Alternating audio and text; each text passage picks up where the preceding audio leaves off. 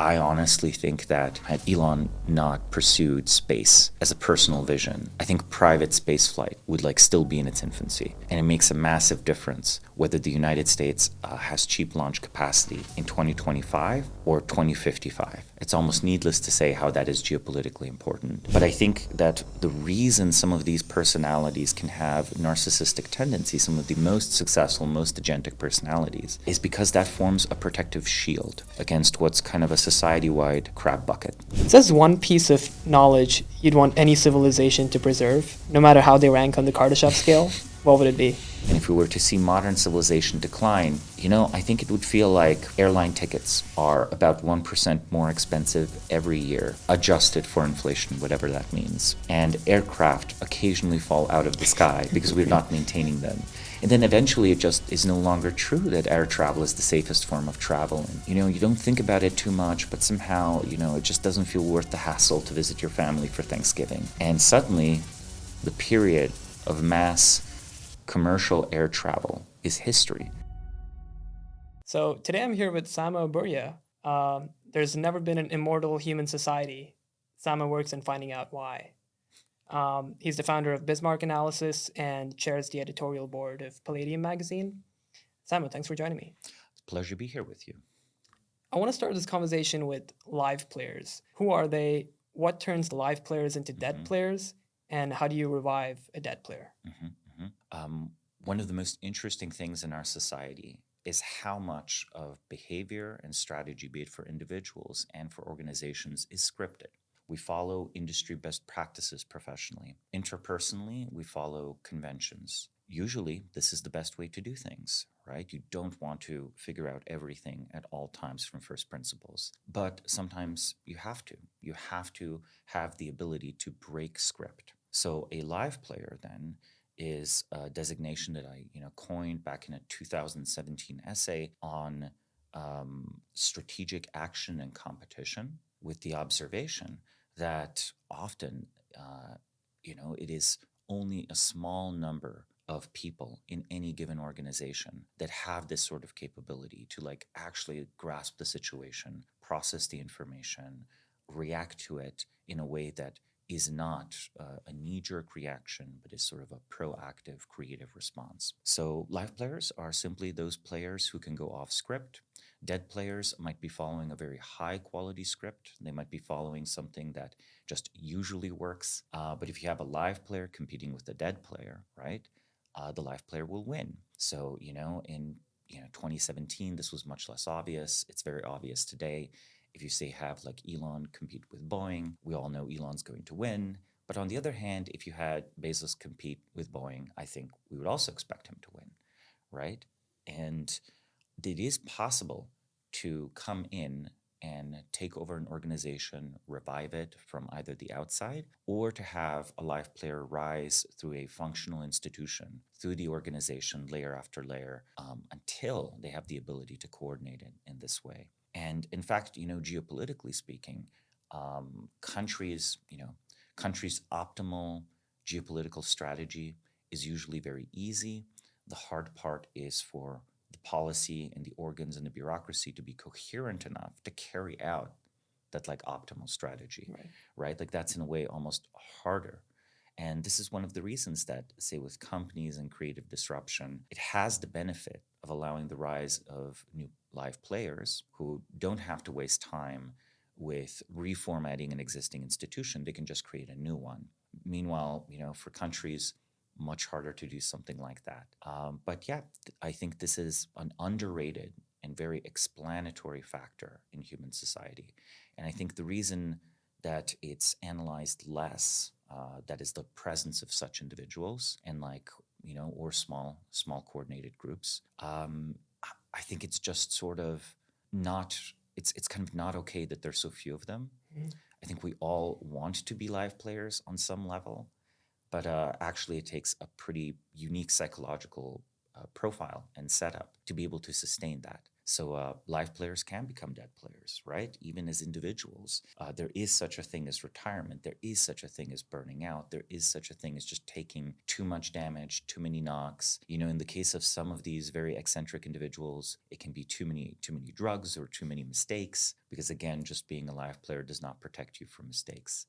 But yeah, historically speaking, everything from say a Steve Jobs to a Charlemagne to a religious leader, any of them could and were, if they were doing something truly new in their domain, could be a live player. One of the surest signs also is repeated success or repeated ability to do something new. Because if you just have this one impressive instance in their life, that could actually just be luck. But if they're crossing many different fields, one after the other, at that point it becomes quite definitive that they're not a product of their circumstance. They are making their circumstance. Yeah. You've also developed something called the Great Founder Theory. Mm-hmm. Can you talk a bit about the theory and how it shapes your view about current and historical events? Mm-hmm. Well, every great founder is a live player. Not all live players are great founders. I think that on the biggest societal and civilizational scale, we see significant evidence that societies undergo profound transformations, right? Completely new institutions, codes of law, codes of ethics, behavior, etc., technology. Sometimes it's very gradual and incremental evolution. Other times you will have a very rapid phase change. And especially if the phase change is not like a mere collapse, but if it's something newly functional, we actually don't have very good theories in mainstream, political science or history as to what can possibly cause that. It's almost this designer problem, right? There's kind of a question of this institution that came into existence over 30 years, then existed unchanged for 400 or 500 years. Now, I could be talking about a city-state's government. I could be talking about a religious organization. I could be talking about a new economic or military paradigm, like a new tradition of, say, knowledge in that space. Or even a school of philosophy would count, or a school of scientific inquiry, a new university, etc., etc. History is filled with these moments, and we don't reckon with how strange it is that these things seem to spring into existence almost fully formed. Then they have, sure, an extended evolution, and then others copy these institutions in turn. So I think great founders are individuals that introduce new social technologies as opposed to just material technologies into society at a scale that's significant enough to alter the course of their civilization. Now, of course, the statement might be that all of this is so overdetermined, right, because of technological factors or geographic factors. But I think there are too many counterexamples in history. And I actually think that we are radically undersupplied with individuals who can both organize others and imagine different ways of organizing others, things that do not have a cultural precedence, right? Things like, the switch from, in a society, perhaps from a polytheistic to a monotheistic society, or from a civil code of law to maybe it's evolves into a feudal code of law if there's a collapse of society or something like that, or complete shifts in governing philosophy like Confucian China and so on. These are, profound transformations. People pick up on the new things, they pursue them, they copy them, and, I actually think we are, in a way, constrained most by the lack of such individuals.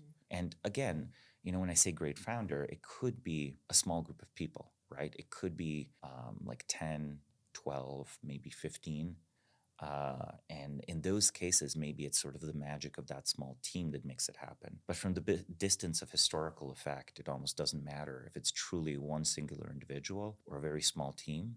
Either way, it is underdetermined compared to big questions like, actually, the geography of China encourages, encourages reunification, and say the geography of the Mediterranean with the many European peninsulas discourages unification, right? You can make these broad statements, but the counterexamples are there. They're historically important. The jumps in social complexity are too rapid for it to be sort of a kind of social evolution. And I think because of this, it's pretty clear that we have a lot of choice in history. And I think that's part of what's interesting about this approach, right? I don't deny structural forces, but I think that lots of people, at least intuitively or on some level, understand these historical structural forces. And they see all the same trends that everyone else sees. And then they see rare opportunities to sort of alter the course of their society. You know, like I honestly think that, for example, had Elon not pursued space as a personal vision, I think private space flight would like still be in its infancy. And it makes a massive difference whether the United States has cheap launch capacity in 2025 or 2055. It's almost needless to say how that is geopolitically important. But is he quite at the level of great founder? Well, he's a founder and he's great at what he does. But great founder would be more like, well, maybe if he changes America's politics, which he's trying to do, maybe that is enough to be a great founder. Or if he comes up with a new template for Martian civilization to follow, right? He says, actually, we're totally changing our system of government here on Mars. And then it ends up working. And then millions or billions of people live with imitations and derivative versions of that system. Then he would be a great founder. And then, like, historically speaking, I would point to individuals like Confucius, founders of major organized religions. In the European context, it would be sort of Charlemagne, who transformed a tribal system to a feudal system, kind of restarting Western civilization in that way, and so on and on. You kind of mentioned this in passing, but I think it's really profound. I think I've heard you say our material technology rests on our social interactions. What do you mean by that? Well, I think that any material product that surrounds us, up until the moment when we reach full automation, which might happen one day. I'm not discounting that possibility. It might be even fairly soon in our future. I think that imagine the factory workers going into a chip fab and just abstract away all the physical material. Imagine it becomes all transparent. You realize that these humans are actually carrying out complex patterns of movement and behavior. And in some ways, this is designed around technical constraints. But I think that the reality is that the chip fab, at least for now, is an expression of humanity's extended phenotype, right? In evolutionary biology, you sometimes have these perspectives on life where it's sort of like, the beaver dam is necessary to the survival of the beaver. And if you put beavers into a forest, they end up building beaver dams because it's necessary for their survival. And I think humans are very much a tool-using species. Every technology we have has paired with it a complex pattern of human coordination. If that human coordination breaks, like, let's think about it for chips, we're talking about global markets and reliable shipping and all of that. I mean, I think that ends up being shockingly fragile in a way as well. And I think that it is fundamentally on these human capacities to maintain the machines, build the machines, talk to other people about the machines, find value in their society for the machines that the life of the machines rests on. They are not, in fact, self-replicating, not yet. So, material technology always exists in partnership with social technology. And if material technology outruns, if the invention of a material technology outruns the social technology needed to support it in a given society, it simply does not see adoption. We have all sorts of wonderful inventions that did not take off and did not transform their civilization. Like Heron's steam engine in Alexandria did not lead to an industrial revolution in the Greek and Roman world, right? The printing press, it did take off in China, but it had a very different effect on Chinese civilization than on European civilization. And that was because they found a different niche for it. In Europe, it challenged the monopoly of the priesthood on holy texts and caused people to be able to read it in their own native language. In China, it made the cost of paperwork lower, entrenching the existing bureaucracy that was already running the country. So totally different effect, same technology. Yeah, I often think about these civilizations that could have had their own enlightenments, right? Mm-hmm. And if they did, at that point, we'd be exploring the stars right now, and you and I would be immortal. But I guess so. I saw this tweet from you recently that you said a sense of our civilization as being invincible or doomed are both comforting. They allow us individually to let go of doing anything about it. You go on in the next tweet saying, "I'm here to remind you that civilizations fail all the time, but aren't doomed to. fundamentally my view of history is made so you're made uncomfortable about our future and then do something about it. So most theories of doom and like inevitable human flourishing just seem to abstract away human choice from the picture, and like things are going to be great or things are going to be really bad, like regardless of what you do. So just sit back and watch it all unfold.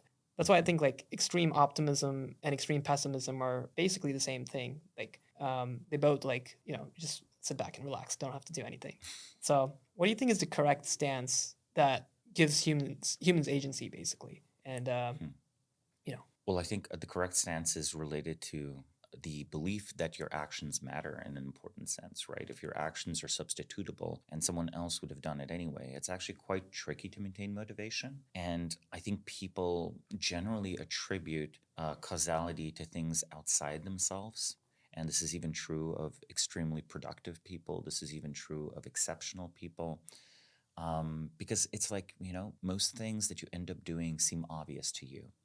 But when you talk to other people, it's very obvious that it is not obvious at all, right? There's an illusion of transparency, an illusion of, well, the things I know intuitively, others know. Knowledge is by its nature extremely fragmented in society. Now, again, when ChatGPT gets a body, maybe this changes. But until ChatGPT gets a body, all the knowledge that matters for society lives in human heads. It does not actually live in books. It doesn't even live in the model weights because it's only operationalized in agentic individuals, right? So because of this extreme fragmentation of knowledge, no one actually knows all the aspects of society, how it functions.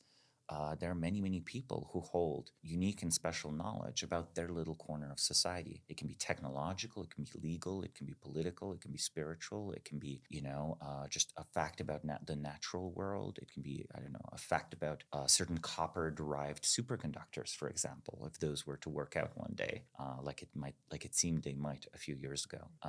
And actually, there are probably not that many people that know this. Is this true even for publicly accessible knowledge, right? We might have, to give an example from ancient society, hundreds of thousands of clay tablets, and we do, preserved from antiquity, waiting in warehouses for something like 20 people in the world that know how to read Sumerian well enough to end up deciphering them. So that's a great example, but I think maybe modern Wikipedia or even ChatGPT. Okay, I think that if humans were smarter and if humans were more predisposed towards agency, something like the internet, something like Wikipedia, something like the chatbots that have read the entire internet for us would have transformed society way more. We keep trying to tweak and improve knowledge production, and it's very important. And we do not emphasize operationalizing knowledge too much. We have an almost mystical view of action, where the people who act on the world almost have this like magical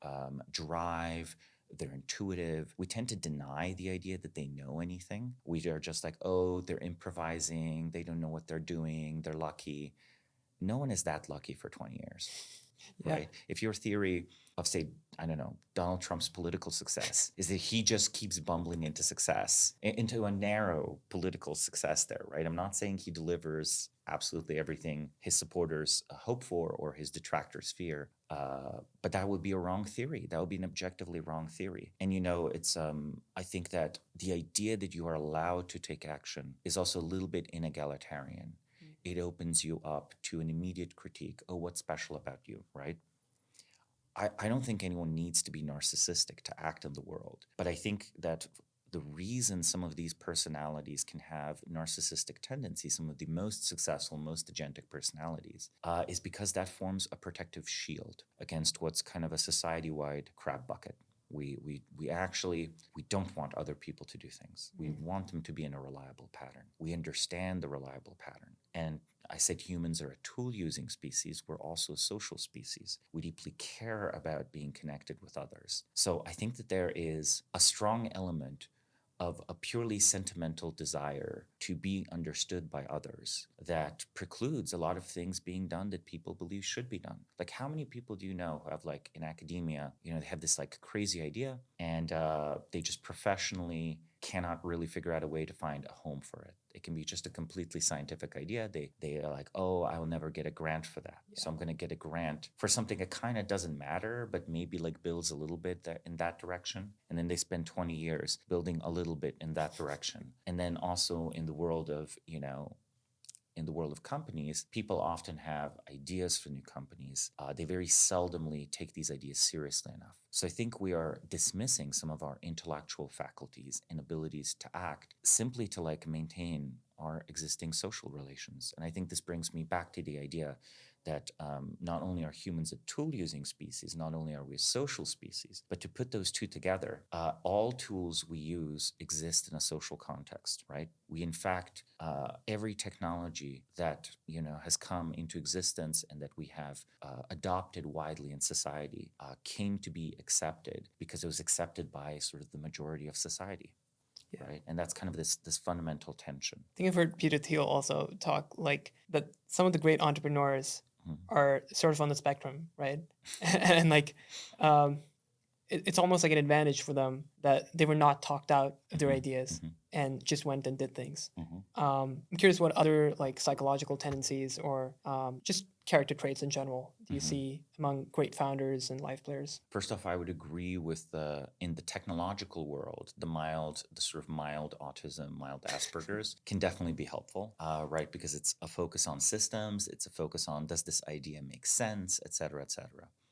I actually think that some of the people that are the most impressive in the world, right, that truly pursue transforming businesses or transforming political intuitions, some of them actually have amazing social skills. I think the common thread here is, let's call it high functioning neurodivergence of some kind. Like many of them are very social, very charismatic, and because they feel comfort with managing the expectations, but also communicating to others the needed information, they end up feeling the affordance to act on more ideas because they know they can justify, explain, make popular more ideas. The alternative then on the other end is, you feel like you're never going to like end up being quite accepted anyway. So you just do your own thing. And then, maybe people see value in it or maybe they don't. But both of these archetypes can be profoundly powerful. Now, I think one is more powerful for the social aspect, and then the magnetic charisma is more useful. One of them is more useful for the material technology and other for the social technology. But these two actually overlap in very fundamental ways, right? I said earlier that the material technologies require social tech, but a lot of social technologies requires material technology too. I don't think we can have like these global markets without the rapid technology of transportation and communication, right? I don't think anything about the stock market makes sense in an era before electrons. Actually. It was a very different institution, even if on paper the New York Stock Exchange existed in 1810, I think, or 1850 or 1880. It's very different in 2025. It is a different institution doing different things. And then for the individuals who seek to transform society, I mean, the more organization focused, the more society-wide focused your view is, be it like through activism, through religion, through politics, through like ethical social movements, it requires more of that magnetic, charismatic aspect. Going back to knowledge and where it exists, I'm not sure if I would exactly say that knowledge only exists in human minds.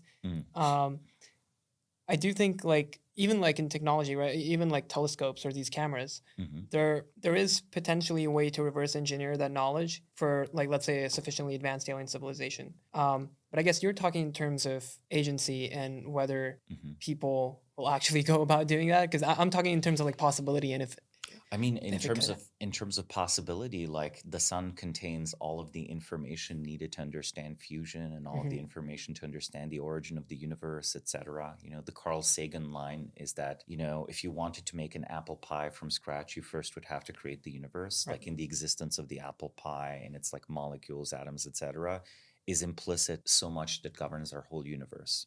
So I would agree that in human-made technology, it's much more accessible, and we don't need to go to aliens. Like, if a Soviet plane crashed in U.S. territory, or the U.S. recovered the K-19 sunk Soviet submarine, they had no trouble reverse engineering it. And likewise for the Soviet Union from the U.S. It is, I think, information made available. But when I was using knowledge in this special way, I kind of mean operationalized knowledge, right? Something that is impactful or affects the world. And then, I feel like the mere existence of a material artifact that's like lost or cannot be easily reproduced, I think that's not quite the same as society having access to that knowledge. It might be conveniently pre-packed. The knowledge could be reoperationalized, rediscovered, reacquired, but it takes someone reading a manual, or it takes someone running experiments on it to make that happen again. They have to become an expert is what I'm saying, I guess. And I don't mean a credentialed expert. They have to have the tacit embodied knowledge of it. What are some of your favorite examples of lost and dead traditions of knowledge? I know you distinguish between those as well. I think that with regard to, and I use the term tradition of knowledge, doesn't mean that it's this like highly ritualized aspect, right? It can just be as trivial as a particularly well-functioning department in a branch, pursuing a branch of mathematics, right? I think that the difference between a lost and a dead tradition is the following. In a dead tradition, a lot of the recipes and practical applications that stem from a underlying body of knowledge or theory are still practiced, right? But they could not be regenerated, or they lost, and the extension has stopped. The extension of the body of knowledge has stopped. And then in a lost tradition, even those have been lost, right?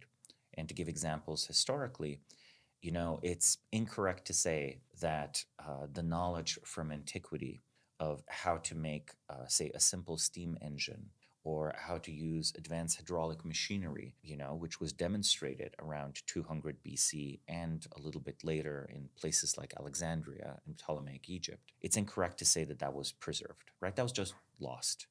And I don't know, when you look at, say, the astronomy of Ptolemy, that astronomy and that astronomical knowledge is superior to the astronomical knowledge used in like the Dark Age period, 700 AD. And in 700 AD, maybe there's still people in Andalusia that know how to like calculate the equinox and all of that.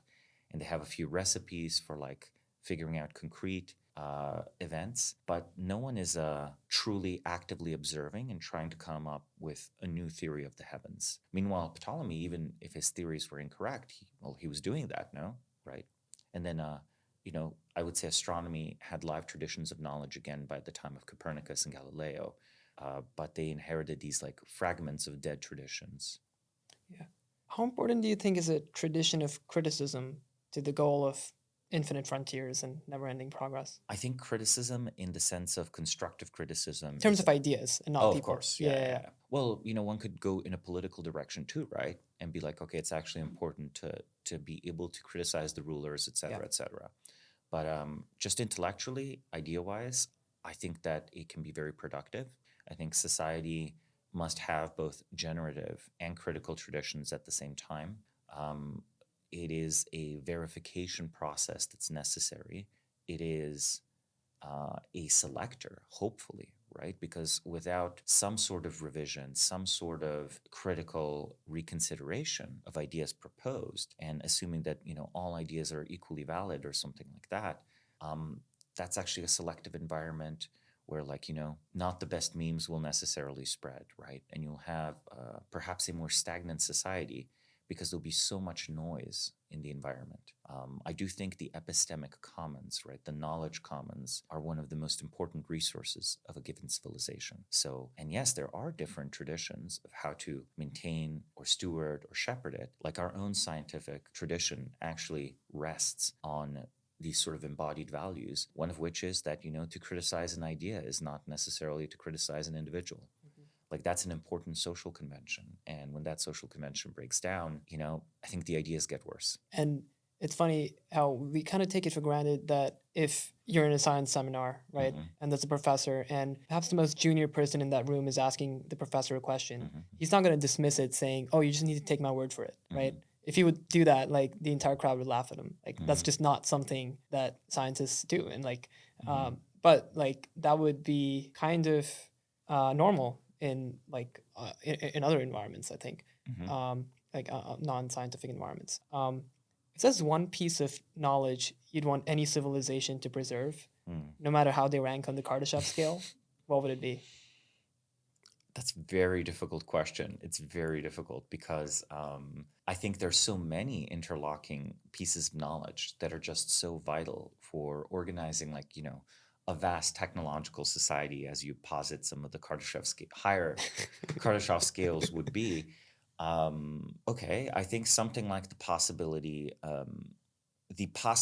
of new knowledge being discovered, which might sound trivial, but there are many, many societies in human history that have had a very strong preconception that everything that we know today has always been known.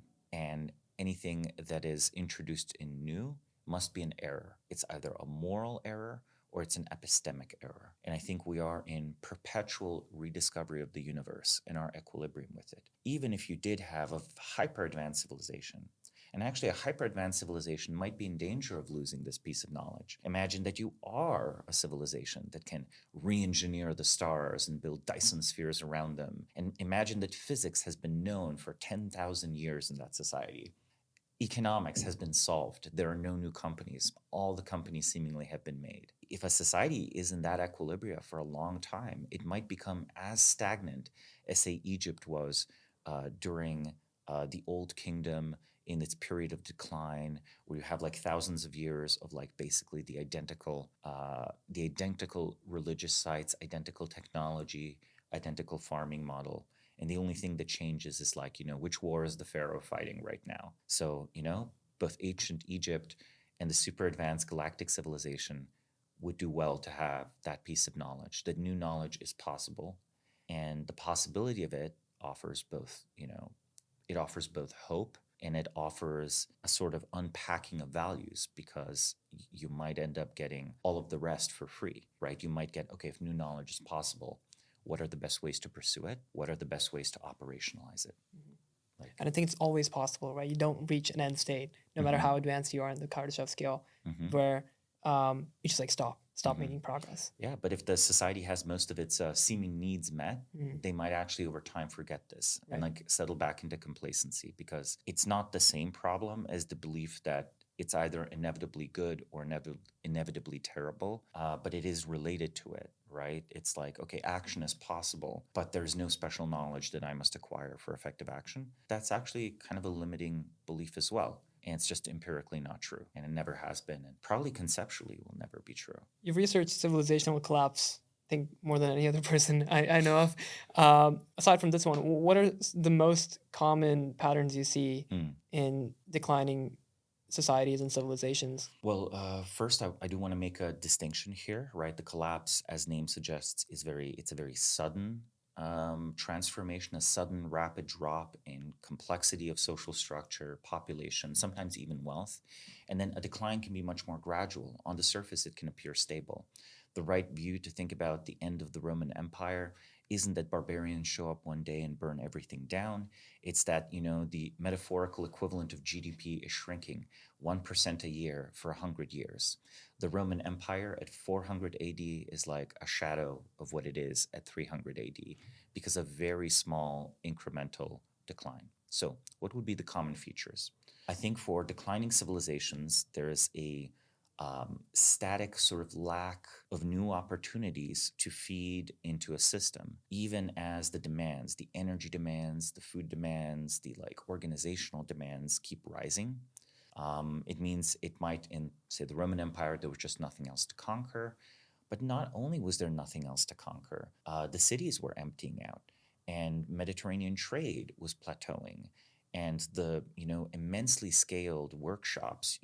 People don't understand how nearly industrial, say, Rome was. You have a terracotta, you have a hill made of terracotta pottery in Rome of something like several million amphora that were just crushed just as waste disposal because they were consuming so much olive oil and also wine that they just had to get rid of them. So that's like impressive. That's industrial scale.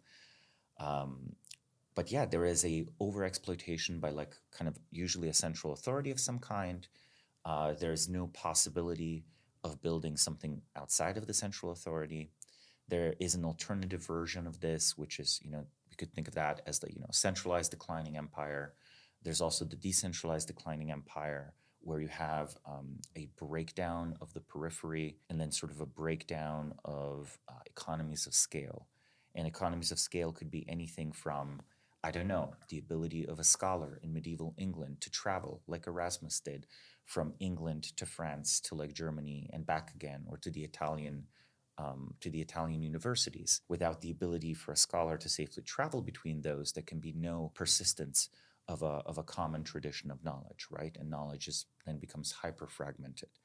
But it can be also straightforwardly economic, right? That's how we usually think of economies of scale, which is why bother making 100,000 glass cups in Alexandria if you cannot safely ship them across the Mediterranean to Rome or Constantinople or Marseille, right?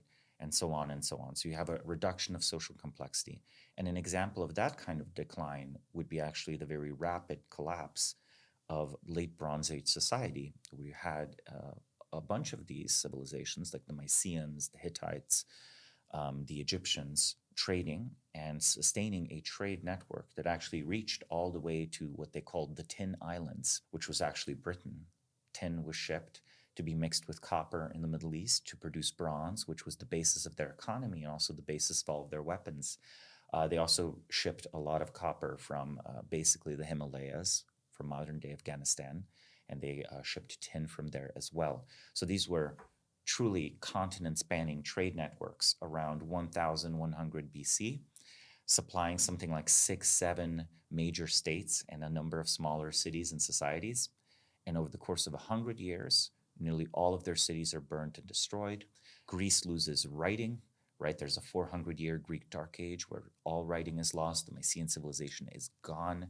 Maybe like the Homeric texts like the Iliad and the Odyssey are like a vague cultural memory of that period. The Hittites are lost. We know about the Hittites due to the discovery of 19th century archaeology. The Romans had no idea of the Hittites, right? To them, the Hittites were as ancient as the Romans are to us, and they had already lost all knowledge of them. So complete was the Bronze Age collapse. You have something of a survival of Egypt, but they cease monumental construction. They basically go into their own dark age and kind of limp through this period and so on. So that decentralized collapse was a complex failure of a decentralized system where each of the pieces sort of started, they were all still pursuing their interests, but you would have phenomena that are tested like, the Mycenaeans get overtaken by the Sea People and their society collapses, but then some of the warriors that are Mycenaean warriors end up raiding together with the Sea People, the Hittites, who then in turn collapse and so on. So it's almost this kind of situation where, the Mycenaean warriors kind of join the barbarians because that's the only choice they have. They have to flee somewhere. It's kind of a set of dominoes falling. And that was not a failure of centralization, right? That was a decentralized system. And in a lot of ways, it's perhaps disturbingly analogous to our own continent and ocean spanning trade networks that sustain everything from the immense complexity of the GPU to, modern air travel. And if we were to see modern civilization decline, I think it would feel like, airline tickets are about 1% more expensive every year, adjusted for inflation, whatever that means. And aircraft occasionally fall out of the sky because we're not maintaining them. And then eventually it just is no longer true that air travel is the safest form of travel. And you just, you don't think about it too much, but somehow, it just doesn't feel worth the hassle to visit your family for Thanksgiving. And suddenly the period of mass commercial air travel is history. You reduce the number of people traveling on commercial airlines by 50%. The airline industry would cease to exist. It would require bailouts, right? And once the airline industry has fewer destinations, the flywheel, which was building scale, building economies of all kinds, sustaining this technology of like rapidly traveling around the world, the flywheel goes in reverse. So it's a self-cannibalizing system rather than self-fertilizing. Yeah, that's super interesting.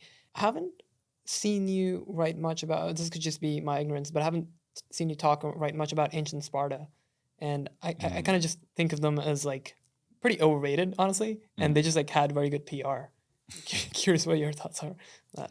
Well, I think the Spartans had good PR because the Athenians were very reflective and intellectually. They were like, how is it possible that we were beaten by Sparta? And then I think part of their conclusion was, and they wrote about it extensively, was that, hey, we need to figure out what's good about Sparta because they defeated us, right?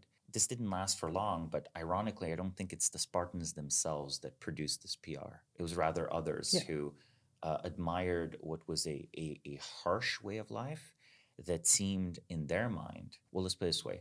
I think in the mind of the Athenians and others, the Spartans were almost like these like noble savages, right? Like they live such a purer lifestyle than we do. They're like not preoccupied with commerce. They are, they have the virtues of soldiers in a city-state and so on and so on. And also, I think people find Sparta pleasing because it has a relatively collectivist and communal style of life.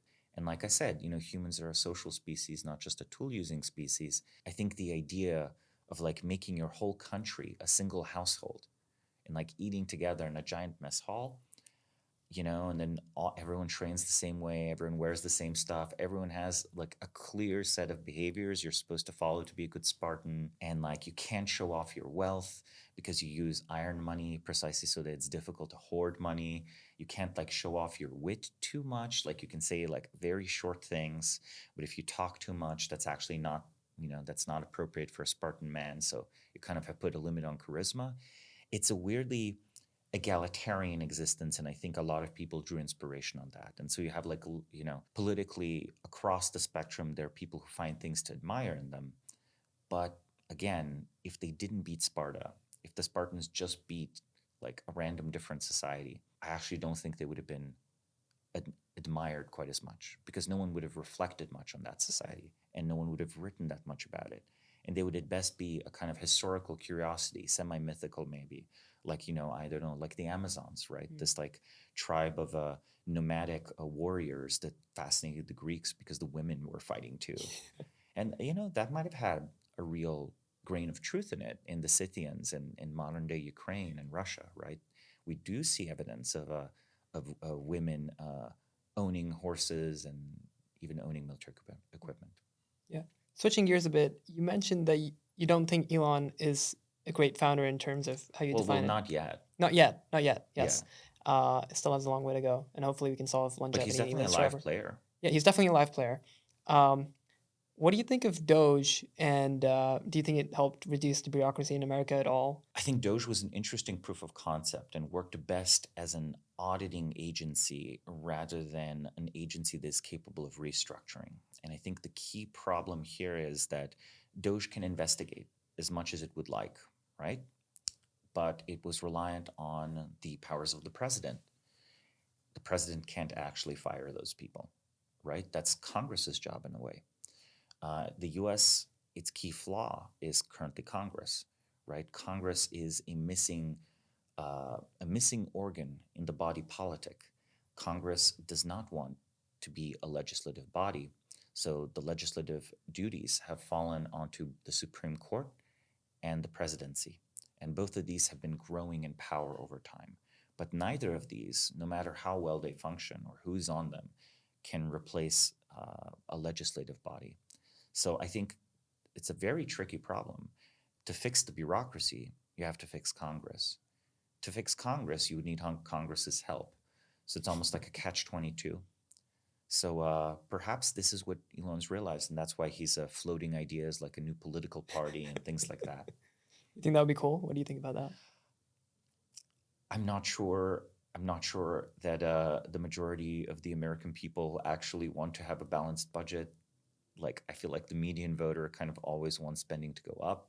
So I think a well-organized new political party that took like a look at the federal bureaucracies and kind of pressed a reset button on a bunch of them, kind of just firing everyone or firing most people and rebuilding it from the ground up, recruiting the right individuals, having it fulfill a mission in the modern world where technology has changed so much. Look, some of these bureaucracies were like set up and their legal parameters defined like 1920 or 1970, right? And then like, they're trying to regulate crypto and like they these kinda peptides, all these sorts of things, and it's such a big problem because they don't understand any of it. they do not have the institutional capacity to hire people who could understand them, right? It's like you say, it's like definitely they have been overtaken technologically, but also just the country is so different than it used to be. So really, I would be pessimistic about the ability of a new party to balance the budget simply because, what are so-called entitlement programs are very popular.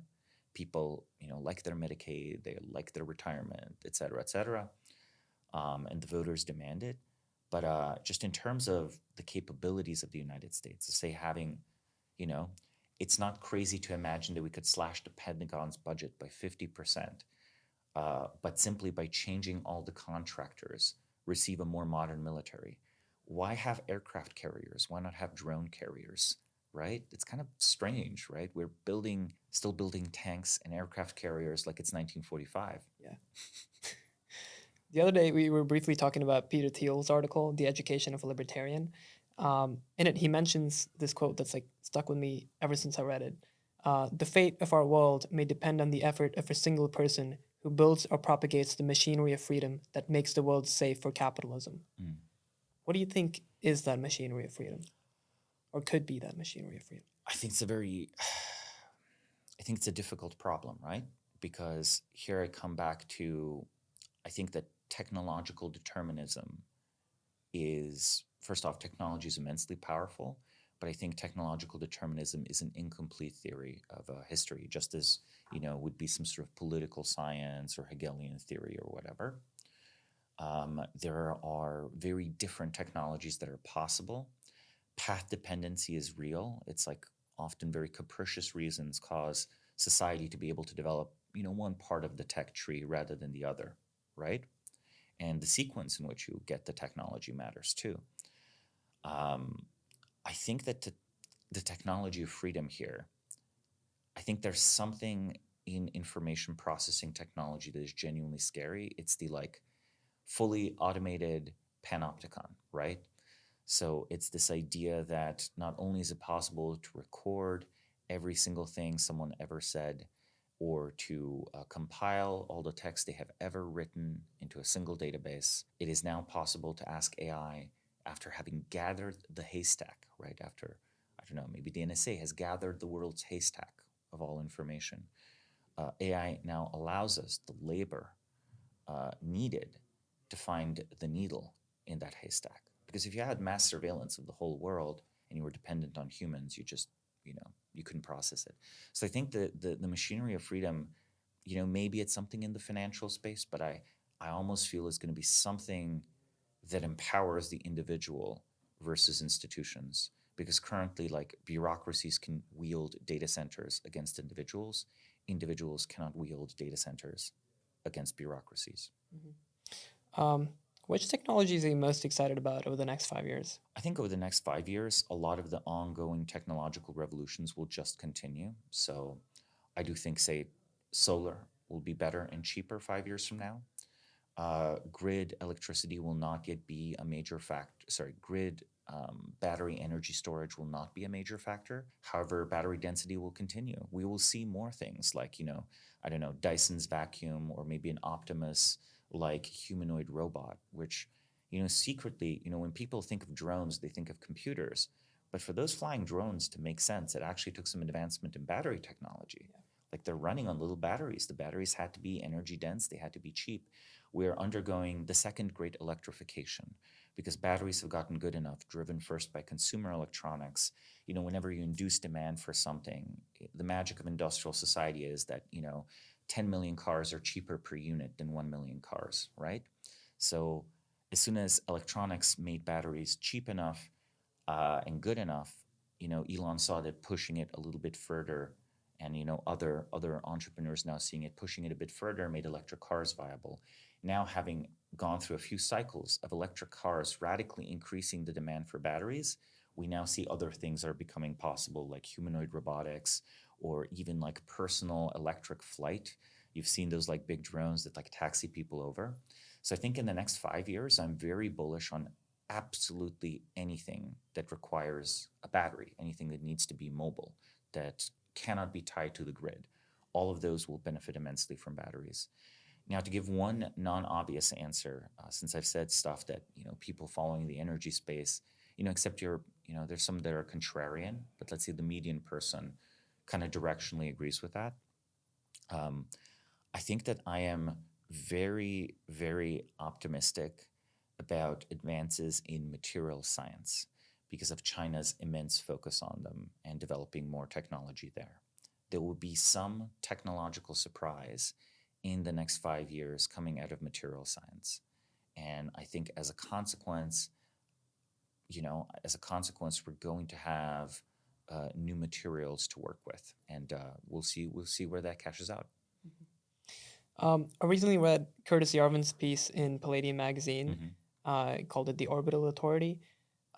He argues that whoever controls orbit effectively controls Earth, and that this kind of orbital supremacy could unify the planet under a single authority. But he also suggests that joint stock corporations and this dynamic capitalist institutions could act as a counterbalance, and that would keep civilizational progress alive beneath that unified order. I think he even said that that's the future he'd be willing to live in, like a future. So I'm curious what your take is on that vision and just generally what orbital power might look like in practice. Well, I think that it's important to put a few things together. That there's this concept called, rods from the gods, which is sort of this view of dropping tungsten rods from orbit, and when they land, they basically produce an explosion that's the size of a small nuclear weapon, except no radiation.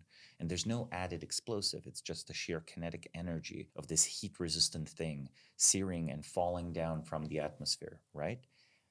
That kind of weapon is very powerful. And then in addition to this, you have the brilliant pebbles concept from the 1980s, which is a concept through which you could intercept most ballistic missiles launched from the surface of the planet.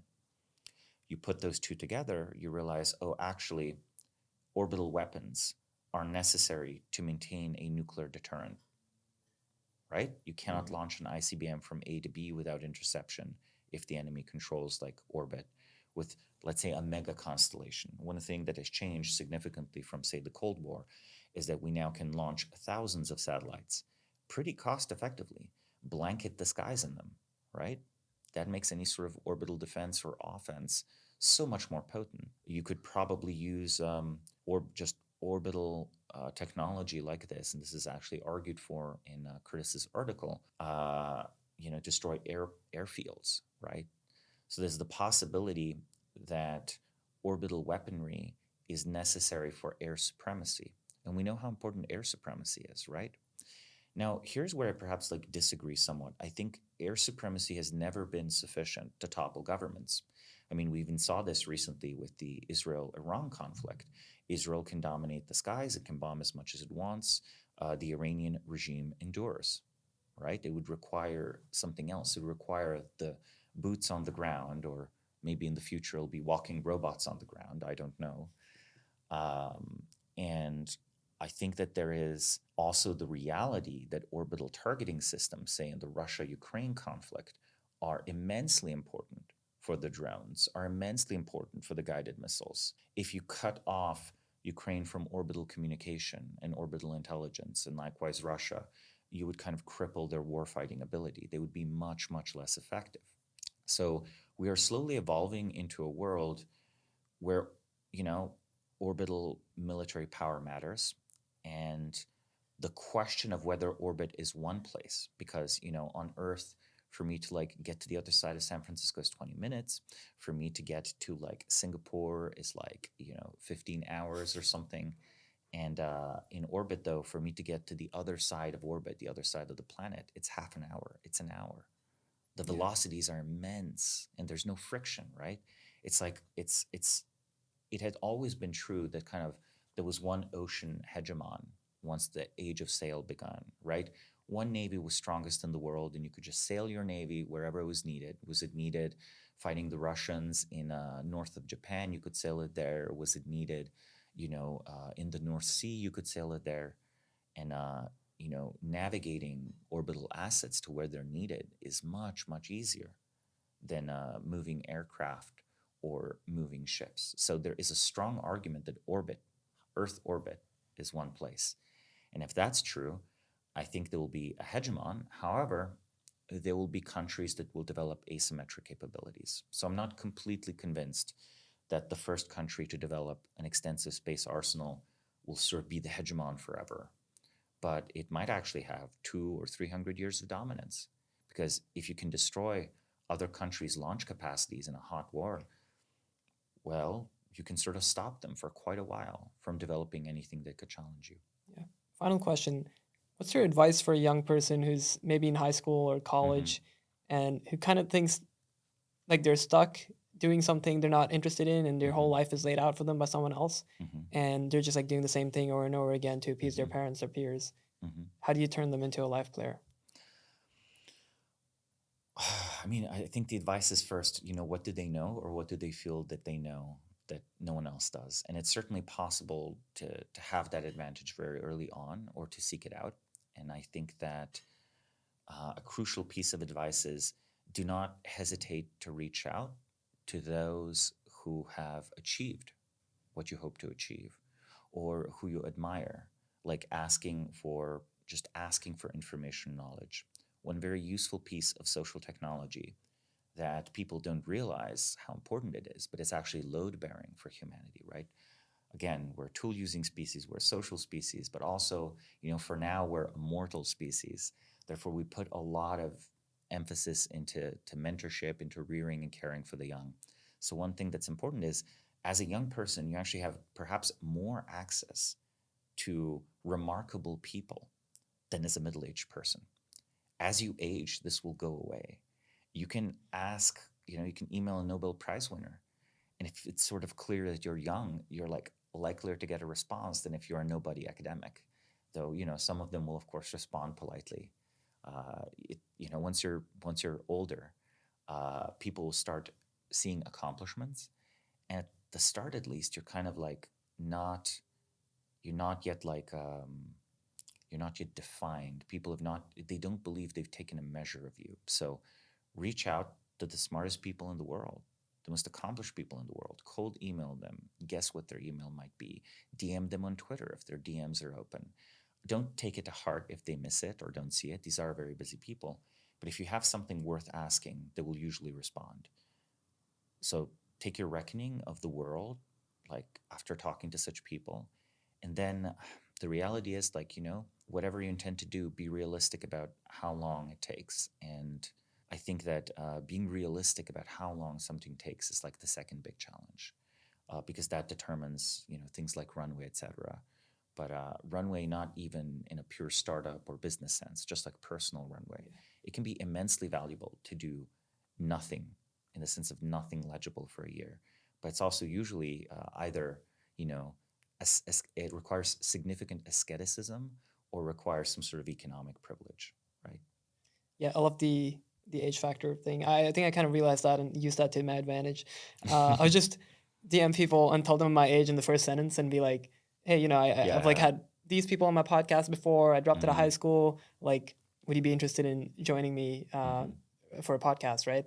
And I use the podcast as an excuse to talk to smart people. Like, I don't have an audience. Like, sure, I appreciate the audience a lot, but I feel like it's in both of mine and the audience's interest if I just follow my interests and ask the guest about what I'm interested in. And so that's like basically what I've been doing, like not chasing an audience, but chasing smart people. And it's easier for them to come on a podcast than like do a 60-minute Zoom call with me, right? It's just an easier request. Yes. So with that, Samo, I really appreciate your time. It's been really fun for me. Of course. Great chatting.